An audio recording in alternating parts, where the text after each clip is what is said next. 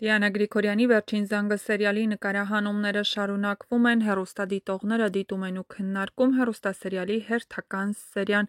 «Էս դայակին իբր ինչի մտցրեցիք» սերիալ Աննան արդեն ուներ վստահված մարդ, որ իր մոտ դայակ էր աշխատում, իսկ էս մեկը ոնց որ եկել ա ոչ թե երեխային նայի, այլ երեխայի հորը կպցնի։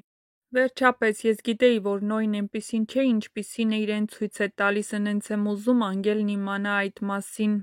Ես չեմ հասկանում մանկատանը ոնց են թույլ տվել Հենրիին, որ նա երեխա որդեգրելու փուլն անցնի, եթե ինքը չի աշխատում։